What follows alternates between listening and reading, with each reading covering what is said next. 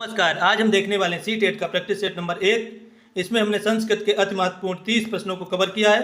अगर आपने अभी तक हमारा चैनल सब्सक्राइब नहीं किया तो चैनल को सब्सक्राइब कर लीजिए और वीडियो में लास्ट तक बने रहिए। इसमें आपको 61 से लेकर 90 तक 30 प्रश्न मिलने वाले हैं। तो प्रश्न नंबर 61 से 66 तक जो होंगे वो एक श्लोक पर आधारित प्रश्न होंगे। इससे पहले हम श्लोक को पढ़ लेते हैं। श्लोक दिया है, येषां न विद्या न तपो न दानम ज्ञानम न शीलम न गुणो न धर्म ते मृत्युलोके भूविभार भूता मनुष्य रूपेण मृगाश्चरन्ति। प्रश्न नंबर 61 है, ते मनुष्या भूमो भारा संति। ते मनुष्या भूमो भारा संति। ए विकल्प विद्याहीना, बी विकल्प ये ज्ञानीना, सी विकल्प ये परिश्रमशीला, डी विकल्प ये दानशीला। तो हमारा सही आंसर हो जाता है विकल्प ए, ये विद्याहीना। ते मनुष्या भूमो भारा संति। जो विद्याहीन मनुष्य भूमि पर भार के समान है, बोझ है।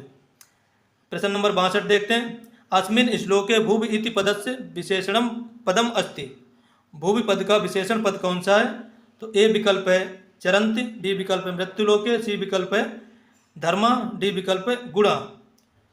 तो इसमें हमारा सही आंसर हो जाता है विकल्प बी मृत्युलोके। उसके बाद 63 नंबर प्रश्न, मृगाश्चरन्ति इति पदस्य संधि विच्छेदा अस्ति। मृगाश्चरन्ति इस पद का संधि विच्छेद क्या है? तो ए विकल्प है मृगा प्लस चरंति, बी विकल्प है मृगास प्लस चरंति, सी विकल्प है मृगा प्लस चरंति, डी विकल्प है मृगा चरंति। तो हमारा सही आंसर हो जाता है विकल्प ए मृगा प्लस चरंति। और जो सी विकल्प है ये भी सेम है, तो ए और सी दोनों हो जाते हैं। दो जगह सेम लिख गया है, तो ए मान लो या फिर सी मान लो, दोनों सही है। अगला प्रश्न देखते हैं 64 नंबर। एसाम इति पदस्य विभक्ति अस्ति। एसाम पद में कौन सी विभक्ति है? ए विकल्प षष्ठी, बी विकल्प तृतीया, सी विकल्प प्रथमा, डी विकल्प सप्तमी। तो इसमें कौन सी विभक्ति है? तो हमारा सही आंसर हो जाता है विकल्प ए, एसाम में षष्ठी विभक्ति है। प्रश्न नंबर 65, भूत इति पदे प्रत्यय अस्ति। भूत इति पदे प्रत्यय अस्ति। भूत जो पद है, शब्द है, उसमें कौन सा प्रत्यय है? ए विकल्प है कत प्रत्यय, बी विकल्प है प्रत्यय, सी विकल्प है कतवतु, सी विकल्प है कृत। अब इसमें डी वाले में और ए वाले में क्या अंतर है? तो डी वाले में हलंत लगा है ता में, ए में हलंत नहीं है। तो हमारा सही आंसर हो जाता है विकल्प ए, बिना हलंत वाला कत। कत प्रत्यय है भूत में, क्योंकि इसमें ता में हलंत नहीं आया भूत में, तो यहाँ पे बिना हलंत वाला ए वाला हो जाएगा। उसके बाद प्रश्न नंबर 66 देखते हैं। अधोलिखितेषु किम पदम नपुंसक लिंगे अस्ति। कौन सा पद नपुंसक लिंग में है? प्रश्न नंबर 66। ए विकल्प गुणा, बी विकल्प मृगा, सी विकल्प तपा, डी विकल्प विद्या। तो इसमें नपुंसक लिंग में कौन सा है? तो हमारा सही आंसर हो जाता है विकल्प सी, तपा इति नपुंसक लिंगे अस्ति। सी विकल्प सही है। प्रश्न नंबर 67, चेयम पद में प्रयुक्त प्रत्यय होगा। चेयम पद में कौन सा प्रत्यय होगा? विकल्प ए लेप प्रत्यय, विकल्प बी यत प्रत्यय, विकल्प सी ढेत प्रत्यय, विकल्प डी क्यप प्रत्यय। तो इसमें हमारा सही आंसर हो जाता है विकल्प बी, चेयम में यत प्रत्यय लगा हुआ है। 68 नंबर प्रश्न देखते हैं। मुद्रा राक्षस नाटक किसकी रचना है? विकल्प ए है भास की, विकल्प बी हर्षवर्धन, विकल्प सी विश्वेश्वर, विकल्प डी विशाख दत्त। तो जो मुद्रा राक्षस कृति है, रचना है या पुस्तक है, वो किसकी है? तो डी विकल्प सही होता है, विशाख दत्त की है मुद्रा राक्षस। 69 नंबर प्रश्न देखते हैं। अभि प्लस उदया का संधि विच्छेद होगा। अभि प्लस उदया का संधि रूप होगा। संधि विच्छेद तो दिया ही है, संधि रूप होगा अभ्युदया। उसके बाद बी विकल्प अभि उदया, सी विकल्प अभ्युदया, डी विकल्प अभि उदया। तो इसमें हमारा सही आंसर हो जाता है विकल्प सी, जो छोटा हो की मात्रा लगी अभ्युदय, ये सही हो जाता है अभ्युदया। सी विकल्प सही हो जाता है हमारा 69 का। 70 में देखते हैं। सख्यो पद का विभक्ति और वचन क्या होगा? सख्यो पद का विभक्ति और वचन क्या होगा?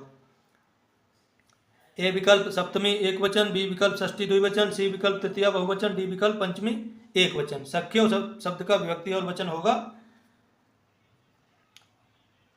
सप्तमी एक वचन। ए विकल्प हमारा सही हो जाता है, सप्तमी एक वचन है इसमें। अब देखते हैं प्रश्न नंबर 71। भाषा कौशल कितने हैं? विकल्प ए 3, विकल्प बी 4, विकल्प सी 2, विकल्प डी 1। तो भाषा कौशल होते हैं 4, सुनना बोलना पढ़ना लिखना, 4 भाषा कौशल होते हैं। विकल्प बी सही होता है। ये उपधारू में समास होगा। प्रश्न नंबर 72, ए कर्मधारय, बी बहुब्रीहि, सी अव्ययी भाव, डी तत्पुरुष। तो जो उपधारू शब्द है उसमें कौन सा समास होगा? प्रश्न नंबर 72। तो हमारा सही विकल्प हो जाता है विकल्प डी, इसमें तत्पुरुष समास होगा उपधारू शब्द में।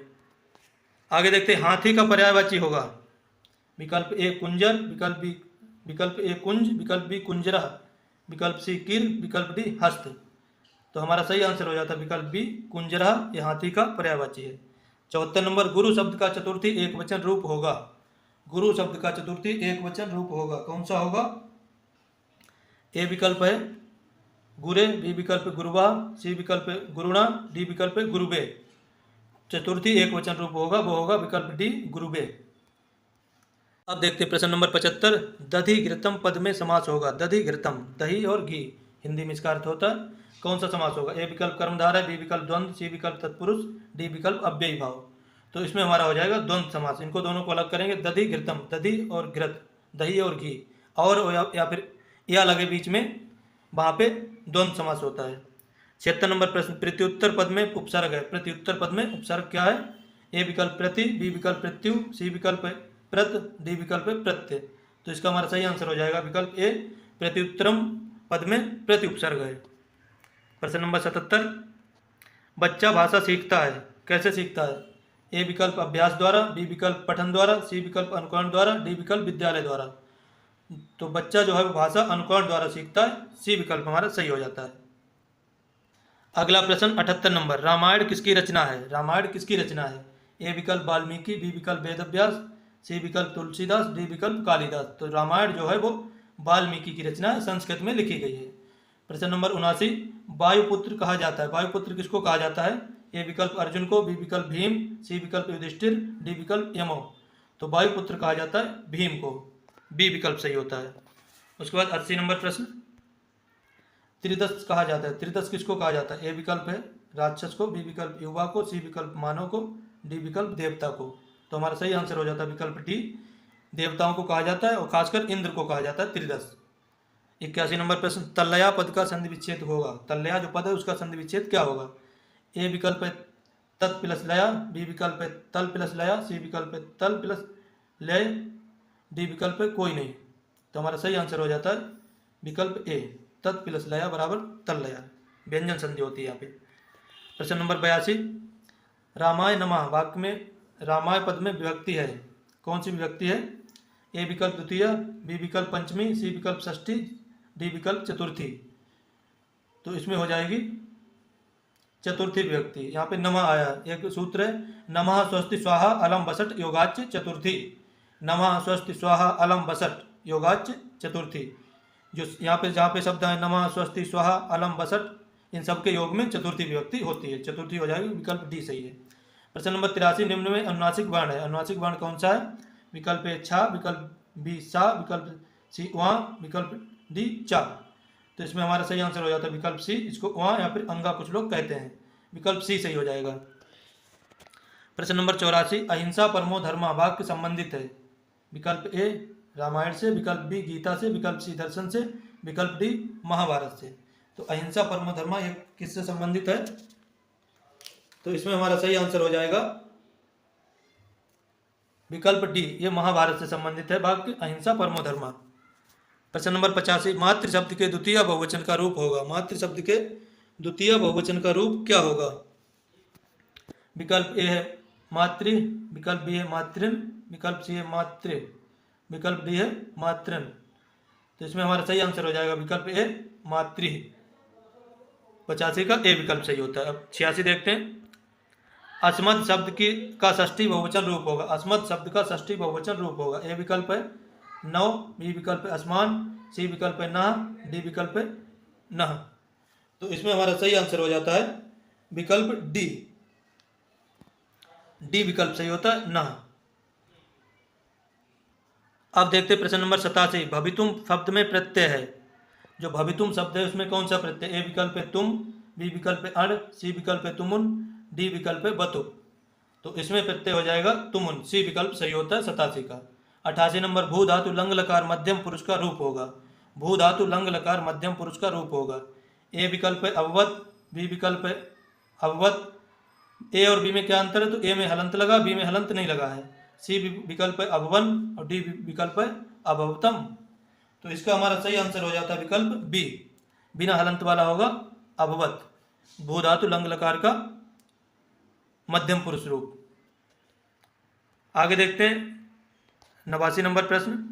दा धातु लट लकार प्रथम पुरुष बहुवचन रूप होगा। धातु लट लकार प्रथम पुरुष बहुवचन का रूप होगा, कौन सा होगा? ए विकल्प ददंती, बी विकल्प ददत, सी विकल्प ददाति और डी विकल्प ददाति। सी विकल्प है ददत, डी विकल्प है ददाति। तो हमारा सही आंसर हो जाता है विकल्प ए, ददंती। प्रश्न नंबर 90। विद्याया अमृतम अश्नुते वाक्य संबंधित है, किससे संबंधित है? ए विकल्प ईशावास्यो उपनिषद से, बी विकल्प कठोर उपनिषद से, सी विकल्प तैत्तिरीय उपनिषद और डी विकल्प है श्वेताश्व उपनिषद। तो इसमें हमारा सही आंसर हो जाता है विकल्प ए, ईशावास्यो उपनिषद से संबंधित है वाक्य विद्याया अमृत अश्नुते।